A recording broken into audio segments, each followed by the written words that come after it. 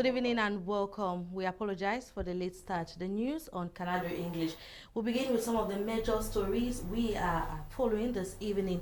The draft bill to the Parliament has been submitted today to the Finance Committee. The bill was submitted amidst a hustling, or rather tussle atmosphere between members of the CPDM and the members of the SDF, plus the opening of borders for free trade within the CEMAC sub-region was greeted with a lot of euphoria, but just a few months after, trade is in a slump. We'll tell you more in this newscast. And out of the country, Robert Mugabe, former president of Zimbabwe, will continue to have a role in the affairs of Zimbabwean politics after his resignation. We'll tell you why in this newscast. Those were the major stories. We begin straight with news from the National Assembly, where today the draft financial bill was submitted to the Finance Committee by the House Speaker, Honorable Kava Yege Jibril. The bill will be examined before the next plenary sitting, as the financial bill deposited in an atmosphere of tussle between SDF members of Parliament and CPD members of Parliament. Our reporter, Tabby Clarkson, went down to the street to sample the opinions of politicians about the showdown of the SDF party. His reports.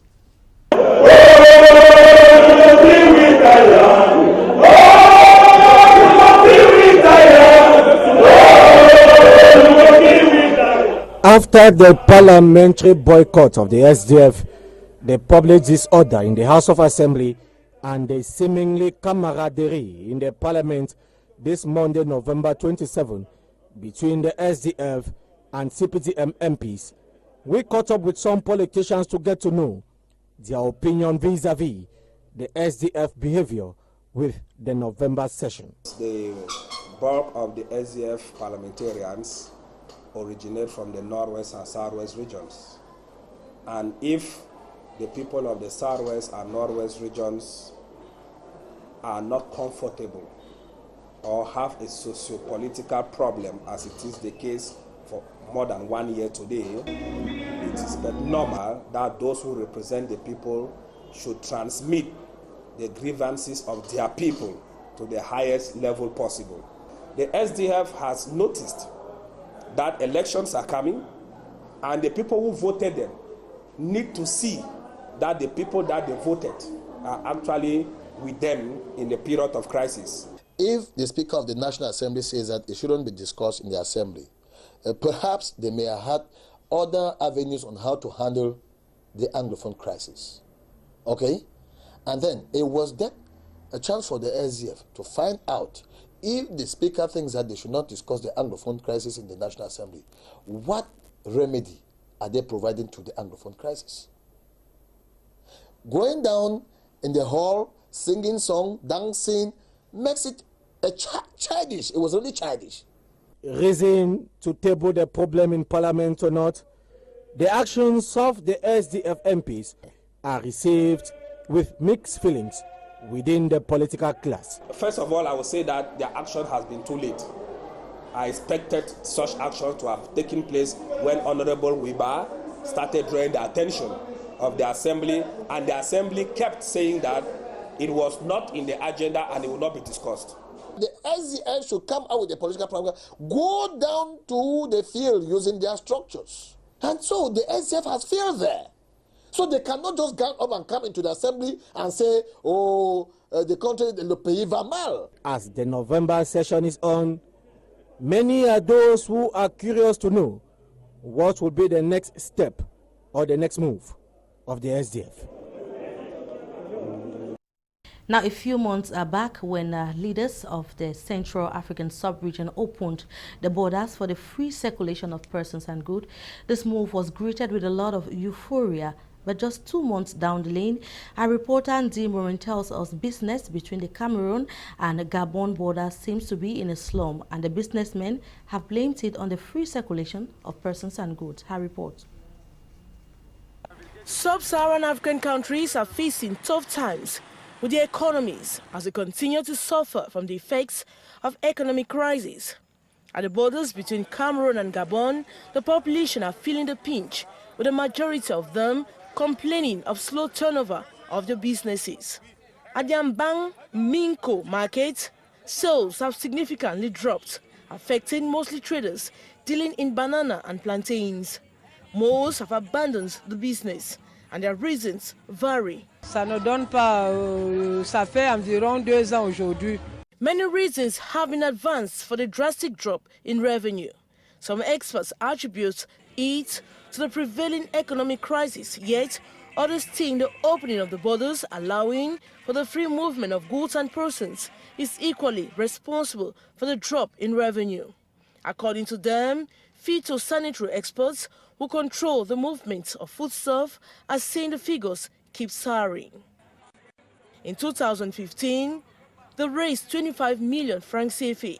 In 2016, 26 million, and in 2017, it dropped significantly to 20 million. Experts say the only solution is the free movement of goods and persons, a way of boosting the economies of the two countries. Now, the 3 months suspension that was imposed on the Interurban Bus Transportation Company, General Voyage, has been uplifted by the Minister of Transport, Edgar Alain Mebengo, on the 25th. Now, well, in a communique signed by the Minister of Transport today, the uplifting is for the fact that the General Voyage has accepted that an audit will be carried out in the company by the Ministry of Transport, and their terminals would also take the right measures to avoid the recurrence of accidents. And well, now the dust is yet to fully settle about Cameroon's reunification story. Now, as days go by, much more is being unearthed about the history of Cameroon's reunification. Authors and researchers have made publications, and one of such is CRTV journalist Kikichi Lawrence, who has written a book titled Reunification of the Cameroons, a Requiem for a Nation. The book was launched in Douala on November the 26th, 2017. Our reporter Kejang Henry Atembe caught up with the author to find out the reasons behind the book, and yes, what he had to say. A crisis in our country, and everybody's talking about dialogue. We have to start from somewhere. So I thought that I should give an idea. Well, after waiting for so long, because the impression the public has, and I am part of the public, is that we have not even started, and time is against us because of the loss we have, both human and material losses that we record on a daily basis. So the book is coming out to promote dialogue. It's time for people to sit together and talk. That is the intention. And many persons have written books, history books. What is particular about this one? Now, this one goes along with opinion. That is, it is not just relating history, that in 1960 there was independence. It is guiding an idea to say, okay, if this is what happened at this time, what was the quality? If the quality was good compared to what we have now, then we go back to it. Meanwhile, the others relate history. Others talk about their personal lives. Others go back to how they met their friends, how they were in Europe and the rest. That is flowery, I agree. But this one is talking about the national issues and at that time, and then how they were good and they can be still used today rather than quarreling and fighting. You talked about the constitutionality of the problem. How can we move forward? Yes, about the Anglophone crisis, to call it that way because everybody knows it that way. The book concludes that it's a constitutional problem. Others have pointed it out. I'm not the first to say that two major articles of that Constitution of 1961 were not respected in 1972. And I still believe that if we can go back to the federalism of those two states, it will help us a lot. Because, and I believe that that will be a school for the two systems. Because true, decentralization, but if it were that easy, it would not have stayed for 20 years without being implemented fully. So federalism will be easier because we have to deal just with two states. So that is the belief I have. That was Kikichi Lawrence, CRTV's journalist, reacting about his new book. He has written about the reunification of Cameroon. We'll now take you to the northwest region of the country where an investigation has been opened to bring to book the perpetrators of the burning down of the legal department at the Court of First Instance of Batibo in the Momo Division. The burning went down during the weekend, and hundreds of pending and some already treated files and other important judicial archives have been brought down to nothing. Dimorin reports. Since the ongoing wave of fire disasters in the northwest region of Cameroon, it is the first time the judiciary has been affected. The legal department and the court of first instance in Batibo in Momo division were consumed by ravaging flames over the weekend. According to inhabitants, both buildings situated about 200 meters apart, right in the center of the town, were burning simultaneously at about midnight of Saturday breaking Sunday. These further compounded and divided the little effort of those who came out to fight back the fire using rudimentary methods. The Attorney General Justin J.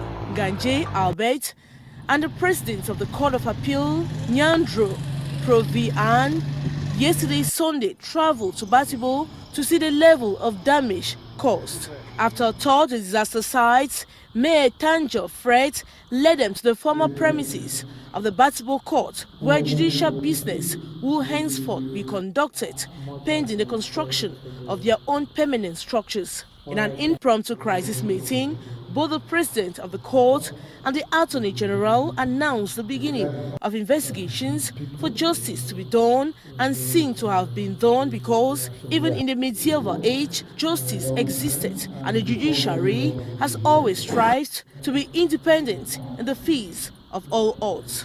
The two top judicial functionaries made a special appeal to the traditional ruler of Batibo to invoke the courts for the culprits to be uncovered. Hundreds of pending and already treated case files and other judicial archives have therefore been wiped out by the flames. Now, the Bishop of the Kumbo Diocese, His Lordship George Nkuo, has called on Christians to continuously pray for peace and stability to return to the two English-speaking parts of the country Thousands of Kali Anglophone Christians. crisis. Bishop George Nkuo was speaking yesterday during a feast to mark the Saint, or rather the Christ the King, a feast that brought together Christians from 9 parishes that make up the Kumbo Diocese. Christel Katala tells us more. Thousands of Kali Christians, yesterday Sunday 26th of November, converged at the Kumbo Cathedral to celebrate the feast of Christ the King.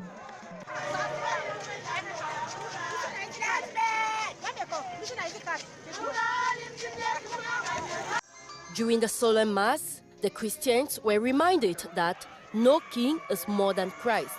Seen for yourself all the 9 parishes that make up the Kumbo Deanery. They have all answered present and very powerfully, which is a sign of the serious growth of spirituality in this Kumbo Deanery. But on the other hand, I think I must say that many of our brothers and sisters are still backwards as far as Christ is concerned. Apart from moments of praise, worship and dance, they were also taught to pray for peace and stability in Cameroon. He's a universal king, and the people of Kumbo have come out today in a remarkable way. The judges have come out, everybody has come up to submit and to surrender ourselves to the power of Christ. And that's important. At this time, a critical moment in the life of our country, I think it is here in Kumbo that we really have to take the initiative to show the world that if Christ is our universal king, there will be peace. Peace will reign in our land. And I have demonstrated, and I really sincerely hope that they storm the heavens today and that God will hear our prayers. The presence of the Nsor Palace masquerade, known as Nsubi, and other traditional dances graced the occasion.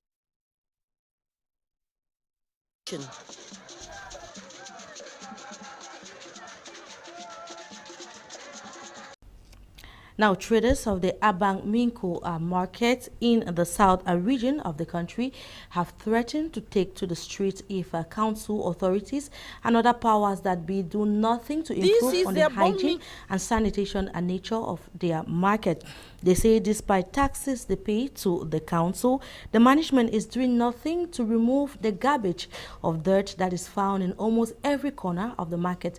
Gladys Ambo Dibang has been following that story and now reports. This is the Abang Minko market in the south region of Cameroon. It is situated at the borders with Gabon. The market is engulfed with filth, flies and pungent smell. At every available space, filth competes with traders who have no choice than displace their foodstuff and goods close to the garbage heaps. Traders say they have on several occasions petitioned management of the market, yet nothing has been done to resolve the problem. The traders claim they pay a daily tax of 500 CFA francs and another weekly tax of 1,500 francs CFA and wonders what the council does with the taxes it collects. Even those in charge of cleaning the market toilets complain of 6 months of unpaid salaries. Traders insist that if nothing is done to resolve their plight, they will be forced to go to the streets. This environmental related story, the continuous invasion of our rivers in Ngaoundéré by a plant known as the water hyacinth is said to be causing a severe threat to aquatic life. Now, the population of that part of the country say the poisonous plant has killed fishes and caused the collapse of the fishing sector in Ngaoundéré. Ndi Morin completes that story. In these canoe are heaps of water hyacinth. Poisonous plants has invaded rivers in Ngaoundéré. Here in Ngaoundéré 3 municipality, water hyacinth is not only a serious threat to biodiversity of aquatic ecosystem, but is also affecting economic development and human well-being. Fish is gradually disappearing in our rivers. People can't consume fish anymore. The fishing activity has significantly dropped. Inhabitants rely solely on agriculture and livestock for livelihood, but the spread of the poisonous plants has given the people sleepless nights. This justifies the presence of experts from the Ministry of Environment and Nature Protection. If you look behind me, you realize that even animals don't have food to eat. Water hyacinth has covered everywhere. It is the first phase of government initiative evaluated to 15 million francs CFA transferred to local councils. The project includes the rehabilitation of Bini Barak hydroelectric dam, which is also seriously threatened by water hyacinth. We need to retrieve enough land. We need to plant crops. Des populations que nous avons recrutées avec la méthode IMO. The water hyacinth is plucked from the river and later on dumped here, and bags of salt sprinkled on it. It serves as food for animals and other purposes. We'll now take you out of the country, where former President of Zimbabwe, Robert Mugabe, will continue to have a role to play in Zimbabwe's politics. The priest who helped negotiate his resignation has told the BBC. Father Fidelis Mokonori said he would advise as an elder statesman, including to the new president. 83 or rather 93-year-old Mr. Mugabe resigned on Tuesday after a military intervention and days of mass protests. Emmerson Mnangagwa was sworn in to replace Mr. Mugabe as president on Friday. And well, ladies and gentlemen, that story from Zimbabwe brings us to the end of this edition of the news on Canal de English. Thanks for watching, but as always, programs continue on Canal de English. You can also follow us on our newly created website, www.canaldenglish.net. Of course, on Facebook, www.canalde.facebook, and the same address goes for Twitter to get updated on all the stories we are following. Have a good night. Tomorrow is another day. Bye-bye.